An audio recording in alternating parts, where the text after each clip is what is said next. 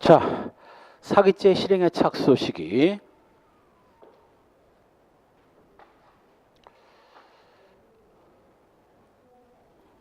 절도죄는 밀접행위 또는 물색설, 훔칠 물건을 물색하면 실행의 착수입니다. 여기서 물색이라는 건 두리번거리는 거 아니야. 본격적으로 훔치려고 본격적으로 물색을 하는 걸 말하지 두리번거리는 거 아닙니다. 기수 시기는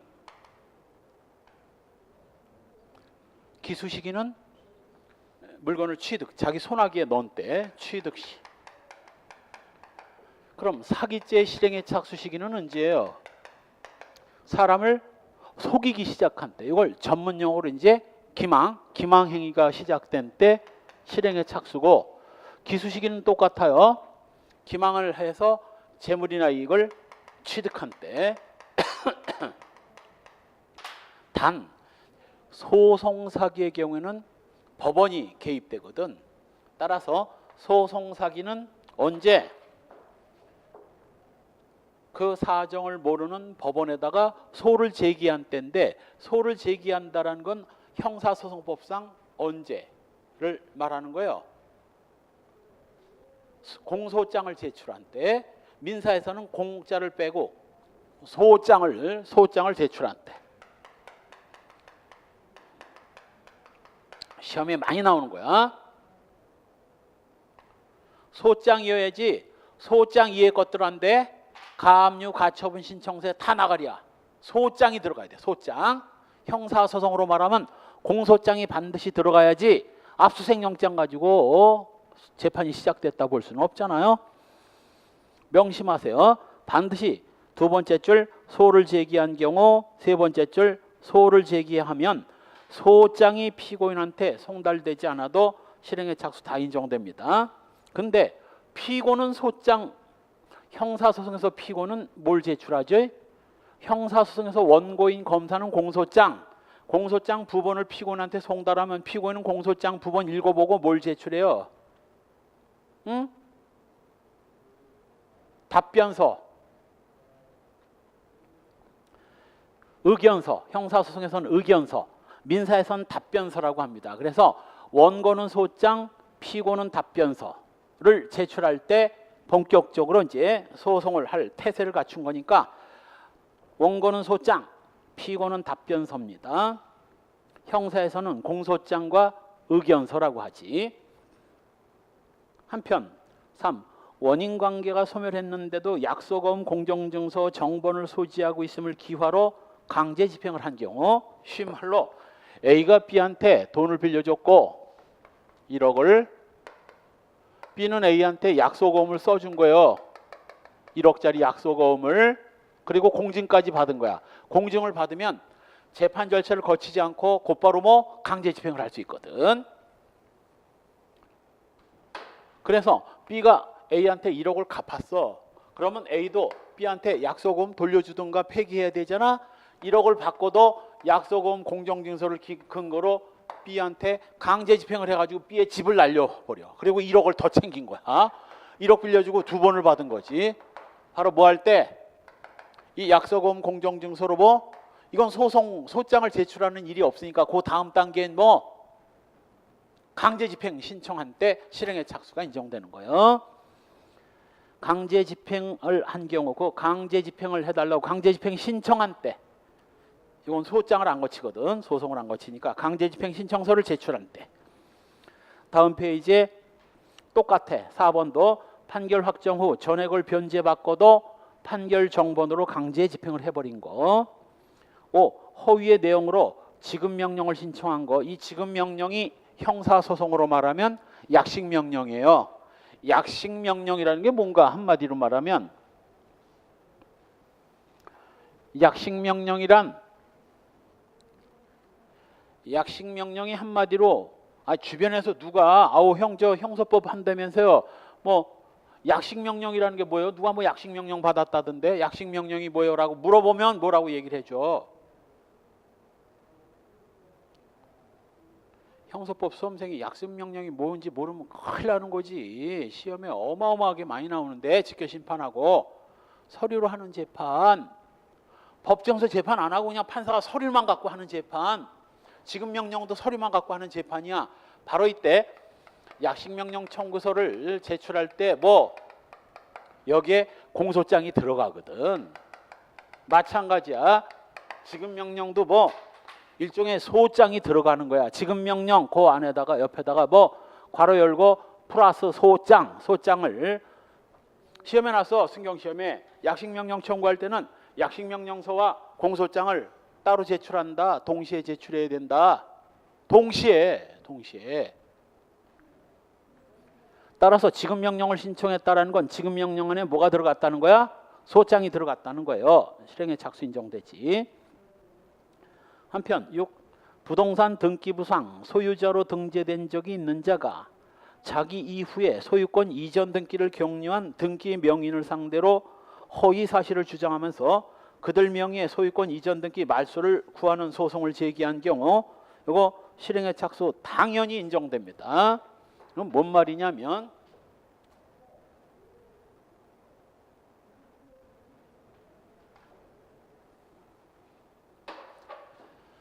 지금 A가 자기 집 부동산을 B한테 팔았고 B가 C한테 팔았어요.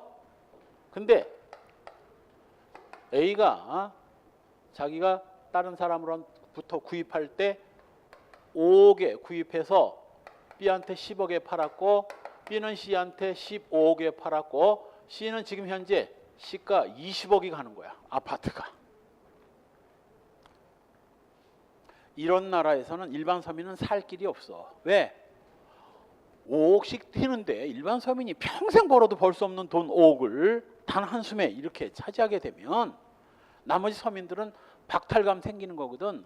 경제학에서는 인플레이션은 뭐 서민들의 주머니 털어가지고 부자 주머니에 갖다 넣는 역할을 하는 게 인플레거든.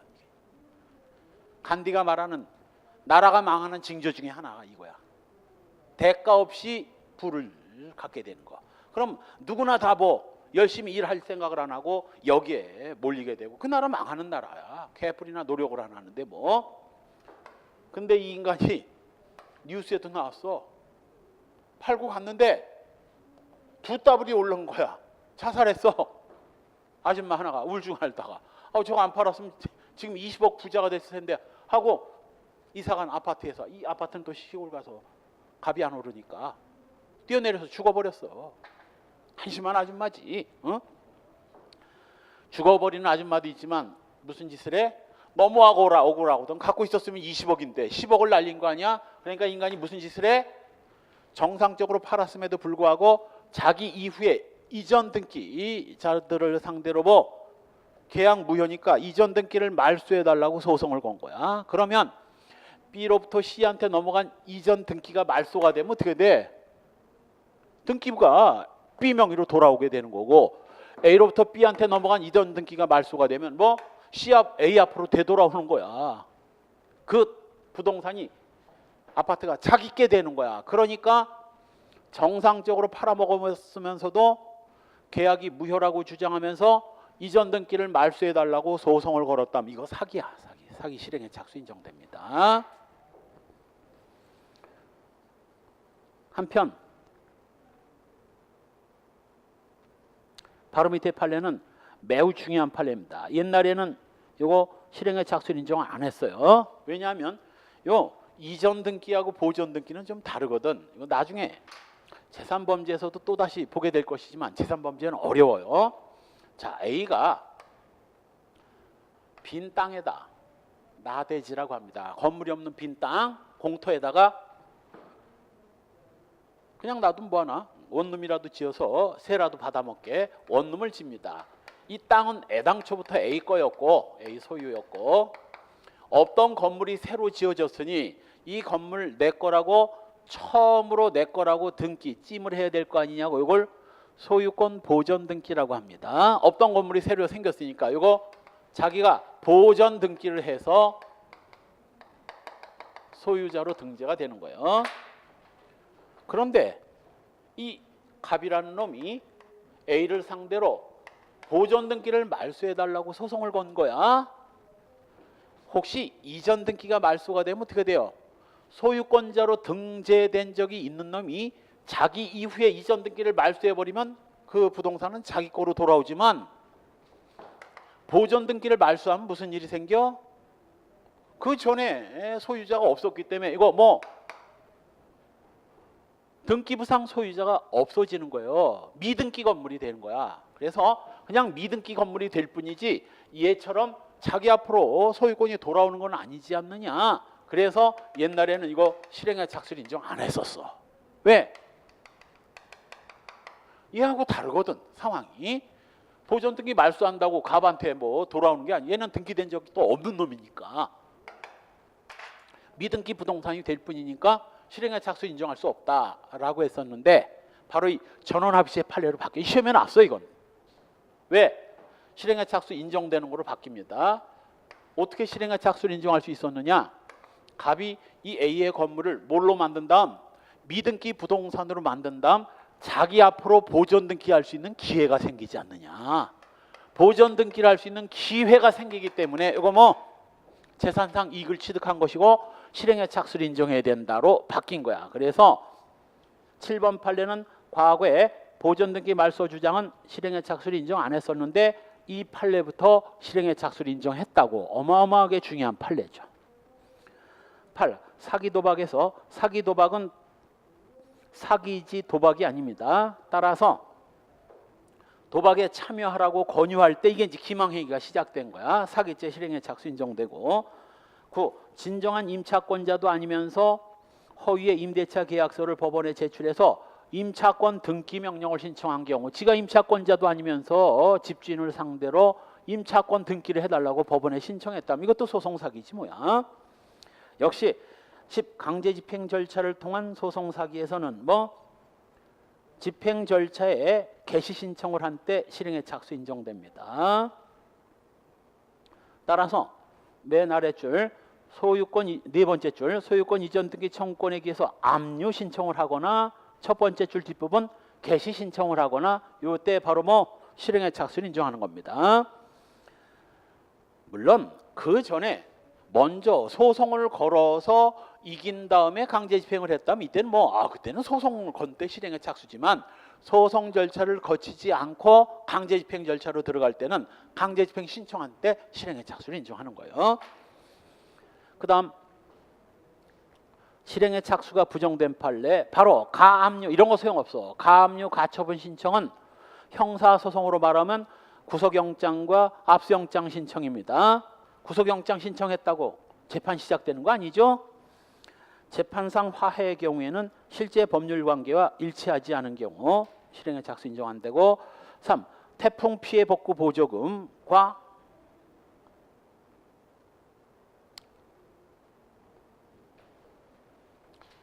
태풍 피해 복구 보조금과 장애인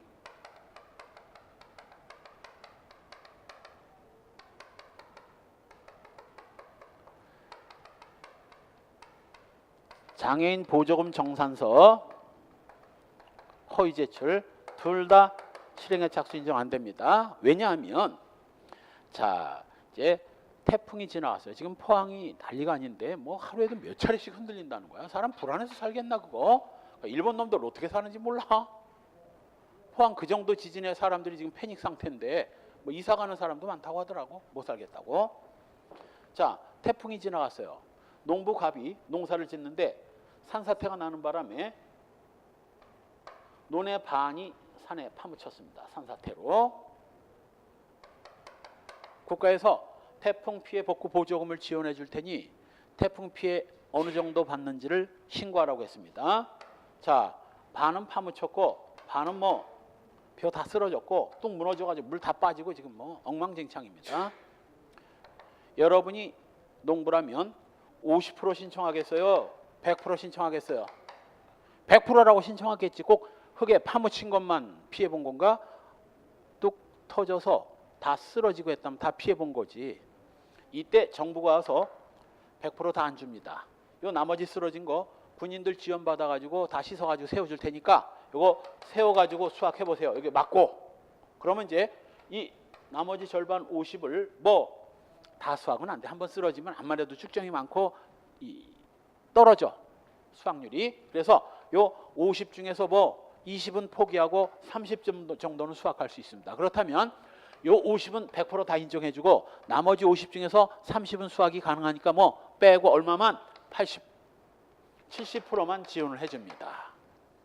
이때 바로 100% 피해봤다고 신고한 걸 이걸 사기죄 실행의 착수라 볼 수 있다 없다? 없다. 장애인 단체 보조금 정산서도 마찬가지야. 2억을 썼으면서 3억을 썼다고 뻥카서를 써가지고 요 보조금 정산서를 제출한다고 이듬해 보조금을 2억에서 3억으로 안 올려줘. 그냥 2억 주지. 어디다 썼는지만 하라는 건데 바로 요 장애인 단체 보조금 정산서 허위 제출, 태풍 피해 복구 보조금 허위 제출 다 저런 이유로 사기죄 실행의 착수가 인정이 안 된 겁니다. 그 다음 5번 부동산을 매수한 일이 없음에도 매수한 것처럼 허위 사실을 주장해서 부동산에 대한 소유권 이전 등기를 거친 사람을 상대로 이전 등기 무효 소송을 건 거. 이건 저 위에서 본 6번 판례하고는 다르나? 6번 판례에선 실행의 착수를 인정하면서 여기는 왜 안 됐느냐? 바로 뭐 얘도 아니고 보전 등기 값도 아니고 보전 등기는 이제 실행의 착수 인정된다고 그랬죠? 요거 실행의 착수 인정된다고 그랬죠? 그런데 A로부터 B, B로부터 C로 넘어간 놈이 바로 뭐 갑이 이 B와 C를 상대로 소유권 말소 신청을 한 거야. 혹시 A가 했더라면 말소가 되면 자기 거로 오지만 이 갑이 B와 C를 상대로 소유권 이전 등기 말소 소송을 걸어서 이긴다 한들 뭐 그 소유권은 갑한테 오는 게 아니라 A한테 가지 지한테 안 오거든. 불능범이야 일종의. 이거 실행의 착수 인정 안 됩니다. 멍청한 인간이지 이거. 그래서 한 번도 소유권자로 등재된 적이 없는 자가 자기가 그 부동산을 매수했다고 하면서 이전 등기 말소 소송을 거는 건 사기죄 실행의 착수 인정되지 않습니다. 한편 6번 피고인 갑회사 운영자가 갑회사의 을에 대한 채권이 존재하지 않는다는 사실을 알면서 그 사실을 모르는 병한테 뭐 갑회사의 을에 대한 채권 압류 및 전부 명령을 신청하게 해서 명령을 받게 한 경우 이거 사기죄 간접정범입니다. 자, 그러니까 갑회사의 을회사에 대한 채권도 개뿔도 없어. 1억 받을 돈 없어. 근데 병회사에서 갑회사한테 돈 1억 갚으라고 난리를 치니까 있지도 않은 오히려 갑은 병한테 1억을 갚아야 되고 지는 을한테 돈 1억을 빌려준 적도 없는 놈이야. 병이 빚 갚으라고 독촉을 하니까 뻥카를 친 거지. 을 명의의 차용증을 가짜로 만들어 가지고 뭐 나도 을한테 1억을 받아야 너한테 갚는데 얘가 돈을 안 갚아가지고 갚을 길이 없으니 정 급하면 네가 직접 얘한테 받아가죠. 그래가지고 병은 이걸 모르고 뭐 차용증이 있으니까 이거 나쁜 놈이네. 난 갑이 나쁜 놈인 줄 알았더니 이 자식이 나쁜 놈이구만. 그래서 병이 을을 상대로 뭐 돈 갚으라고 소장을 제출한 경우 갑이 을을 상대로 소장을 제출했다면 갑이 사기죄지만 얘는 알아 몰라 과실 사기야. 이런 채권이 존재하지 않는다는 걸 얘는 모르거든. 과실 사기고 사기죄는 과실범 처벌 규정이 없으니 무죄가 되는 거고 얘가 뭐가 되는 거야? 간접정범. 정을 모르는 자를 이용해서 자신의 범죄를 실현한 간접정범이 되는 겁니다. 한편 7. 부동산 경매 절차에서 허위의 공사 대금 채권을 근거로 유치권 신고를 한 거. 이건 실행의 착수가 인정이 안 되지만 뭐 바로 아래 공사대금 채권을 실제와 달리 허위로 부풀려 유치권에 의한 경매 신청을 한 건 실행의 착수 인정됩니다. 경매 신청을 했으니까 위에 거는 뭐 단순히 그냥 유치권 신고만 했지 경매 신청을 안 한 거고 맨 아래 판례는 유치권도 뻥튀기를 했고 유치권 신고만 한 게 아니라 뭐까지 경매 신청했으니까 그래서 소장 또는 뭐 소를 제기하지 아니한 경우에는 강제집행 신청을 해야 실행의 착수가 인정이 되는데 위에 거는 예비가 되는 거고 밑에 거는 실행의 착수가 인정된 겁니다. 다음 페이지는 비교적 최근에 나온 판례죠. 타인의 사망을 보험사고로 하는 생명보험계약을 체결할 때 제3자가 피보험자인 것처럼 가정해서 체결하는 등으로 유효 요건을 갖추지 못한 경우, 그러니까 요즘에 뭐 한참 문제가 됐었습니다. 요즘은 아니야. 그래서 이제 생명보험도 뭐 한 군데면 끝이야. 생명보험과 상해보험은 한 군데 가입하면 딴 데 가입하더라도 보험금 안 줘. 왜 그런 일이 생겼냐? 사람을 가입시켜놓고 막 죽였거든. 그럼 그냥 5군데 가입하고 2억짜리 5군데만 가입해도 뭐 사람 하나 죽으면 10억을 벌 수 있잖아. 그래가지고 보험금 타먹으려고 사람을 일부러 몰래 가입하고 죽여버리는 일이 생겼거든. 그래서 A가 B도 아니면서 지가 B인 것처럼 뭐 B를 생명보험에 가입시켜버리는 거야. 갑보험회사에다. 그래서 여러분 대출 받을 때나 생명보험 가입할 때 나중에 확인해 보세요. 피보험자 본인의 사인 없이는 절대 안 돼. 신분증 확인 절차 거쳐야 되고. 근데 A가 지가 B인 것처럼 보험회사와 B와의 생명보험 계약을 체결했다면 이건 뭐 무효야. 무효. 보험이 무효니까 설사 B가 죽더라도 뭐 보험회사는 보험금을 줄 필요가 없어. 보험이 원천 무효이기 때문에. 즉 보험회사는 아무런 손해나 위험이 없어요. 애초부터 보험계약이 무효이기 때문에. 그래서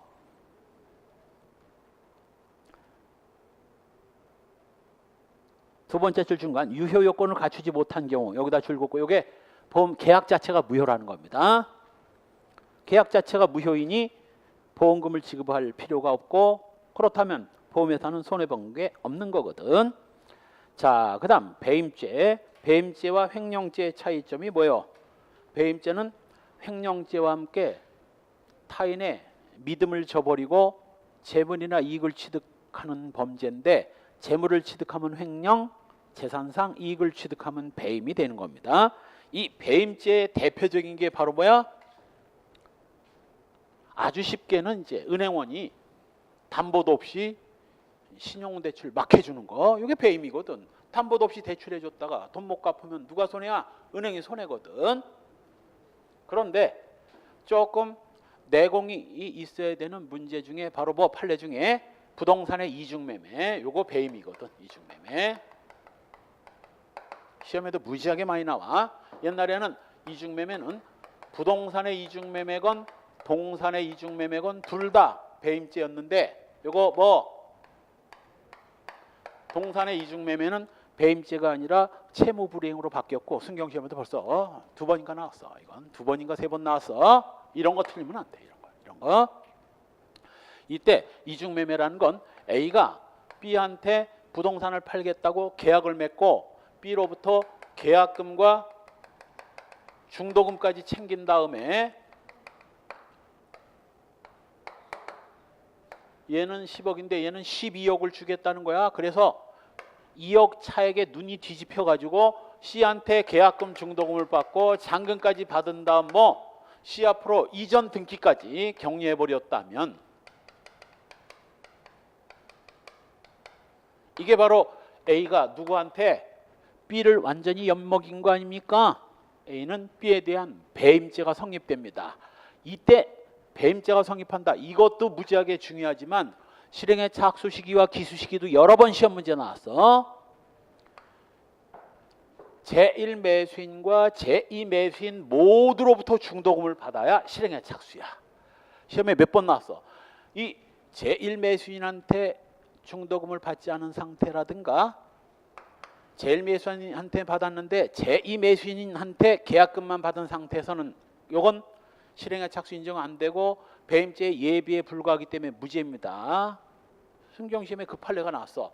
중도금을 받은 뒤 A가 C와 이중매매를 하기 위해서 계약금을 받는 걸 보고 B가 강력 항의하자 C와의 계약을 포기한 경우 A의 죄책은 배임죄의 미수이다. OX, X야, 무죄야.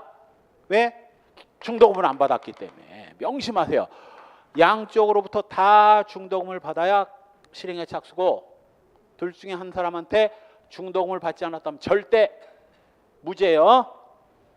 기수 시기는 이전 등기가 격려된대. 시험에 무지하게 많이 나오는 거예요. 따라서 뭐 1 매수인한테 첫 번째 줄 중간 뒷부분 계약금과 중도금까지 수령한 후 다시 제3자와 부동산에 대한 매매 계약을 체결하고 계약금과 중도금까지 수령했다면 실행의 착수 인정돼요. 따라서 1차 매수인으로부터 계약금 중도금을 받은 뒤 2차 매수인한테 계약금만 받은 경우 노노노 요거 실행의 착수 인정 안 되고, 또 다만 매도인이 매수인으로부터 중도금을 수령한 이후 매매 목적물인 동산을 이중매매한 거, 요거 옛날에는 동산의 이중매매도 배임죄였는데 요거 뭐 2011년 전원합의체 판례에 의해서 배임죄 안 되는 거로 바뀌었다고. 요거 동산의 이중매매는 이제 배임죄 안 되고, 요게 바로 이제 인쇄기 사건이었어. 인쇄기를 이중매매한 사건이었습니다. 절대 시험장에서 놓쳐서는 안 된 판례마. 저런 판례 놓치면 때려쳐. 저 따위 판례도 다 놓쳐놓고 뭐 무슨 문제를 맞추겠다는 거야. 그 다음 2번 양도담보죠. 양도담보도 배임죄입니다. 네, 이 양도담보는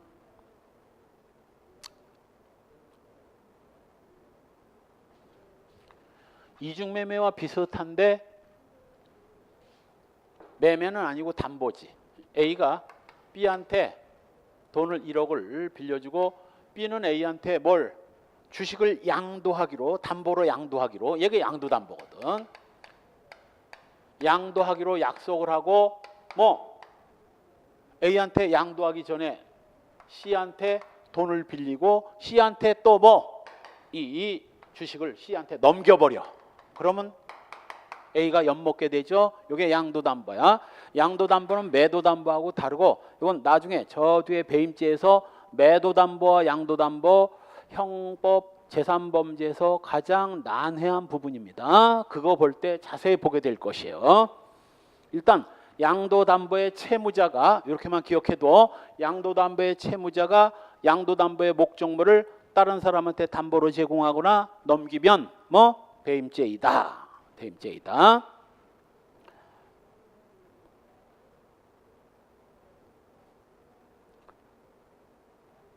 따라서 세 번째 줄 뒷부분 뭐 차용금의 일부 전부를 수령했다면 배임죄 실행의 착수고, 기수시기는 뭐야? 담보의 목적물을 누구한테? C한테 넘겼을 때 기수가 되는 거죠. 그 다음 영업비밀, 이건 이제 소위 특별법이죠. 영업비밀을 경쟁업체에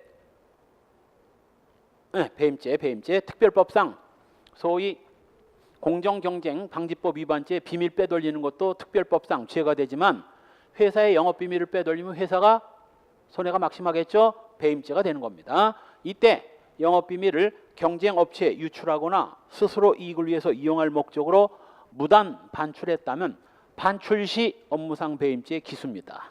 그런데 바로 아래줄, 요건 기존에 자기가 직장을 다니면서 유출하고 있었는데 직장을 그만뒀어요. 그럼 어떻게 써야 돼? 유출한 영업비밀을 반납을 하거나 폐기를 해야 되는데 직장을 그만둔 뒤에도 반환하지 않거나 폐기하지 않았다면 이건 뭐 업무상 배임죄 기수가 됩니다. 그 다음 주거침입죄 실행의 착수는 주거침입을 시도한 때고, 예를 들면 1. 시정장치를 부수거나, 세 번째 줄 출입문을 당겨보는 거, 이거 실행의 착수 인정되지만 2. 초인종을 누르는 건 아니야. 마치 우리 저 앞에서 절도죄에서 뭐 돈이 있나 없나를 확인하기 위해서 주머니를 스치면서 지나간 건 실행의 착수가 인정이 안 되듯이, 초인종을 눌러서 사람이 있나 없나를 확인한 다음 없다면 들어가려고 했다면 이건 주거침입죄 뭐 예비에 불과한 거고 무죄가 되는 거죠. 이와 비슷한 판례가 뭐 조금 아까 봤던 야간 주거침입 절도죄에서 가스배관 사건. 그래서 가스배관과 초인종 실행의 착수 부정, 뭐 출입문 유리창 당겨보는 건 실행의 착수 인정. 그 다음 넘어가서 기타 범죄 실행의 착수. 간첩죄는 우리 국내에 들어온 때고, 살인죄는 낫을 들고 죽이려고 접근한 때 실행의 착수고, 공갈죄 실행의 착수, 탈세 사실을 국세청에 고발한다고 말을 한 거 겁준 거죠. 실행의 착수고, 현전 건조물 방화죄, 이건 뭐 불이 붙은 때 실행의 착수입니다. 자, 그래서 이 방화제 실행의 착수 시기 요거 점화 어디에? 요건 목적물이건 매개물이건 묻지 않습니다. 목적물에 불을 질렀건 매개물에 불을 질렀건 불을 붙이면 실행의 착수고 기수 시기는 언제예요? 맨 뒤에 방화제의 기수 시기가 언제야? 불을 놓은 때가 실행의 착수고 점화가 불을 놓은 거야.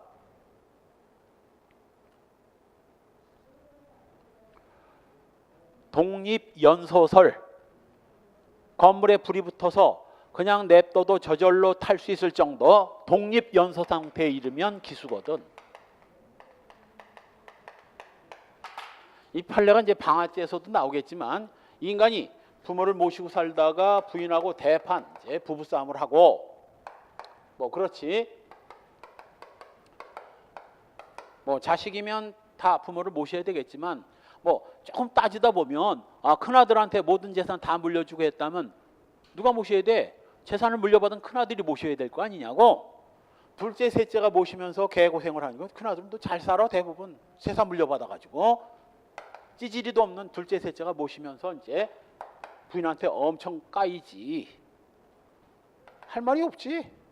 왜 당신 큰 아들이 재산 다 물려받았는데 우리가 왜 못 사는 우리가 모시느라고 개고생해야 되느냐. 말빨에서 딸리거든. 여자들이 평상시엔 괜찮은데 부부싸움 벌어지면 말다툼이 벌어지면 남자가 여자를 이길 수는 없어. 말 얼마나 잘하는지.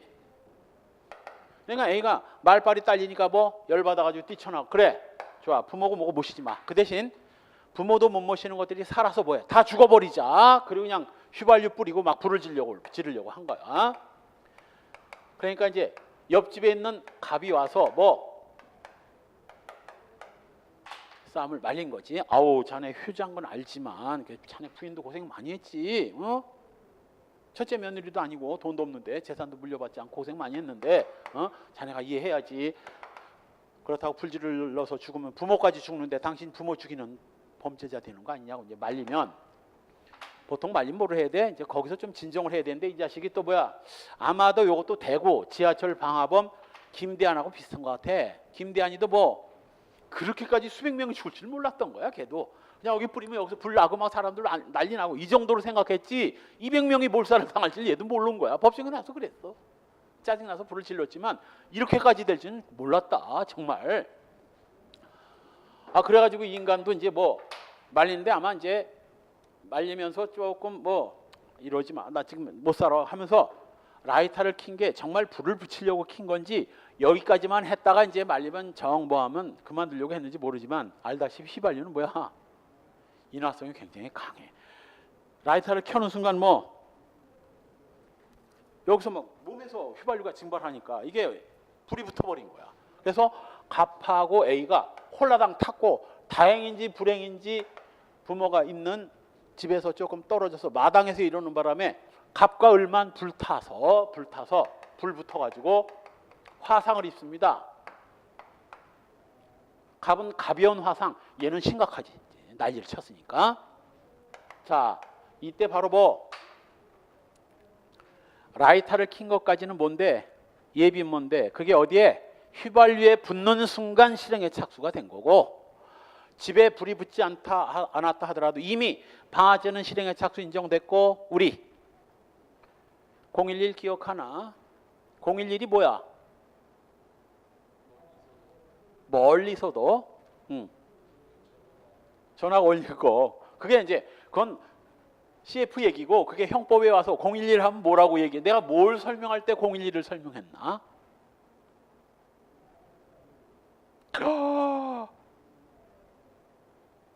결과적 가중범에서 제일 중요하고 시험에 많이 나온 게 그건데 결과적 가중범의 기본 범죄는 011이 뭐 때와 장소를 가리지 않듯이 결과적 가중범의 기본 범죄는 기수미수를 가리지 않는다.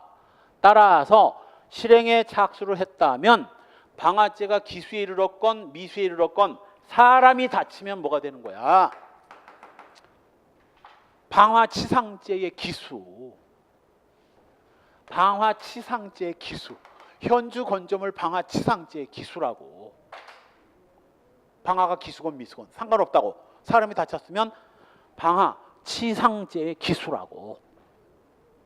그래서 뭐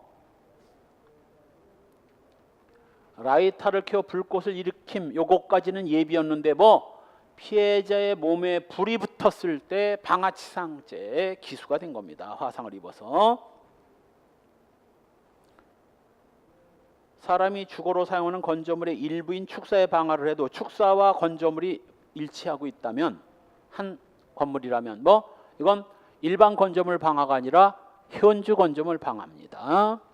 그 다음 통화 위조죄와 실행의 착수, 이것도 시험에 몇 번 나왔죠. 한국은행권 10,000원짜리를 사진을 찍어서, 이때 당시에는 100원권이었는데 66년도에 100원이면 지금 10,000원도 더 돼. 10,000원꼴이죠. 필름 원판과 이를 확대해서 현상한 인화지를 만들었음에 그친 경우, 이거 뭐 통화 위조죄 예비에 불과한 겁니다. 따라서 요거 이제 실행의 착수가 언제인지를 알면 요게 왜 실행의 착수가 아닌가를 알 수 있게 되지. 5번 앞에다 메모해 두세요. 실행의 착수 언제야?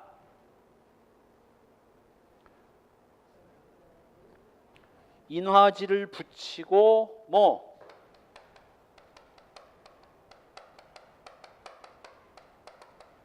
인쇄기를 작동하려 한 때, 인쇄기 작동하려 한 때, 이때 실행의 착수고, 그 전까지는 통화 위조죄 물적 준비행위인 예비만 하고 있었던 거예요. 다 끝내고 인화지를 붙여서 옵셋 인쇄기를 작동을 시작해야 실행의 착수인데, 인화지를 만드는 건 이건 뭐 예비입니다. 인화지에다 줄 긋고 뭐 통화 위조죄는 예비 뭐 처벌 규정 있습니다. 실행의 착수는 인정되지 않지만 뭐 통화 위조죄 예비는 돼요. 예비. 마찬가지 6. 그 뒷부분 종량제 쓰레기 봉투에 인쇄할 시장 명의의 문안이 새겨진 필름을 제조한 것도 역시 예비고, 필름을 붙여서 뭐 인쇄기를 작동하려 한 때, 찍어내려고 할 때 실행의 착수가 인정되지. 위조문서 행사죄와 실행의 착수.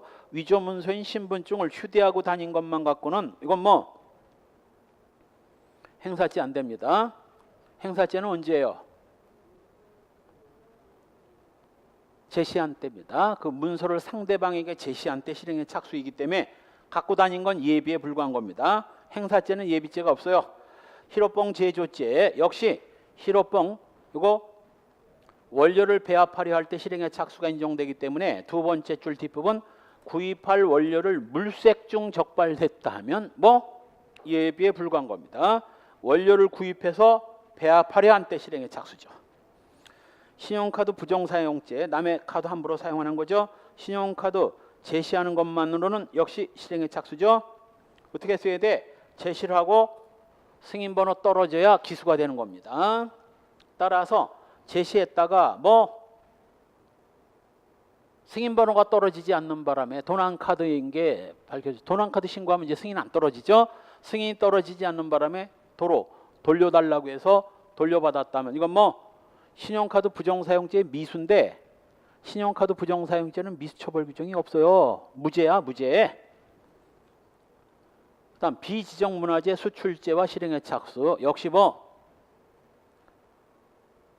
판매하려다 가격이 절충되지 않아 계약이 성사되지 못했다면 이건 뭐 비지정문화재 매매죄가 될 수 있어도 뭐 수출죄는 안 됩니다. 수출죄는 국외로 뭐 반출하려 한 때 실행의 착수이기 때문에 계약조차 맺어지지 않았다면 반출은 꿈에도 못 꾸죠. 예비 단계에서 그친 겁니다. 국가보안법상 회합죄 실행의 착수 역시 북한 애들과 회합 만나야 만나려고 할 때 실행의 착수이기 때문에 뭐 역시 뭐 판문점으로 만나려 가던 중 잡혔다면 이건 예비에 불과한 겁니다. 역시 국가보안법상 탈출죄는 이건 뭐 북으로 향하는 정도예요. 북으로 향하는 북상하려 한 때 실행의 착수가 인정되는 거죠. 따라서 탈출죄는 북상하면 실행의 착수지만 회합제는 북상 갖고 안 돼. 만나려고 할 때 실행의 착수지 만나려 가던 중이라면 실행의 착수 인정 안 됩니다. 병역법상 사의행위, 즉 병역 기피를 하려고 뭐 장난질 치는 거, 이건 뭐 허위의 병사용 진단서를 발급받은 건 예비고 그 병사용 진단서를 군의관한테 제출해야 뭐 병역 기피 시에 실행의 착수입니다. 그 실행의 착수 시기를 간단하게 메모를 해둬요. 그래야 이게 실행의 착수가 인정되지 않는다는 걸 아는 거지. 그냥 외우라고 하면 무식한 거거든. 그것도. 외국환 거래법도 역시 외국환을 국외로 반출할 때 실행의 착수가 인정되기 때문에 네 번째 줄 공항 내에서 탑승을 기다리고 있었던 건 이건 예비야. 예비. 언제? 톨게이트가 아니죠. 이거 게이트를 통과하려 할 때 실행의 착수입니다. 그냥 탑승을 기다리고 있었던 건 예비고. 조세 포탈지의 실행의 착수는 역시 뭐 허위 신고를 한 때죠. 그래서 위계 기타 부정한 적극적인 행위를 한 때 실행의 착수입니다. 그다음 15번 화재 보험에 가입한 자가 보험금을 편취하려고 일부러 방화를 한 경우, 이건 뭐 방화까지는 방화죄는 될 수 있어도 보험 사기는 안 돼요. 실행의 착수. 방화죄는 돼도 보험 사기는 안 되고 보험 사기는 언제? 보험 사고를 통지한 때입니다. 보험 사고를 통지한 때 실행의 착수가 인정되는 거예요.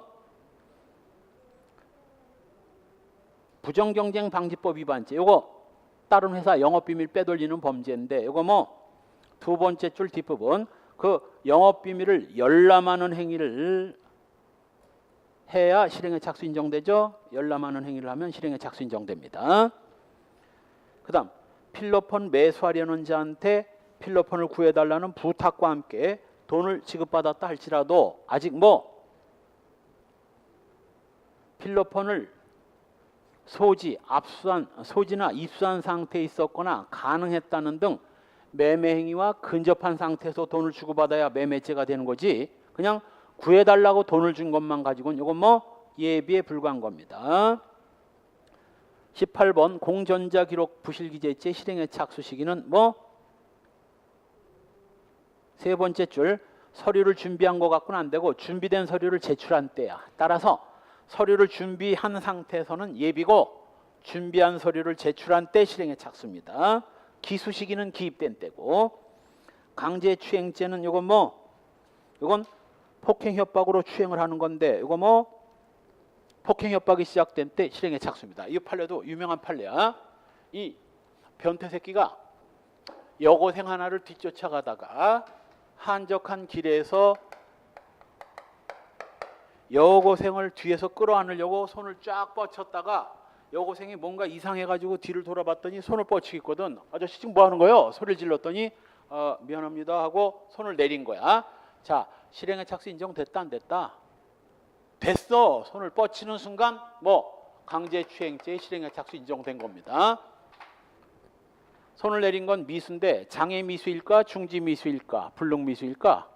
장애미수야. 애가 소리치니까 깜짝 놀래가지고 겁나서 그만둔 거 아닙니까? 이거 장애미수입니다. 아주 중요한 판례야. 나온 지 얼마 안 된 판례죠. 손 뻗쳤다가 소리를 지르자 손을 내린 거 강제추행죄 미수 인정됐어요. 그 다음 특수한 범죄 실행의 착수 시기. 이거는 점심 먹고 봅시다. 점심 먹고 2시부터 봅시다.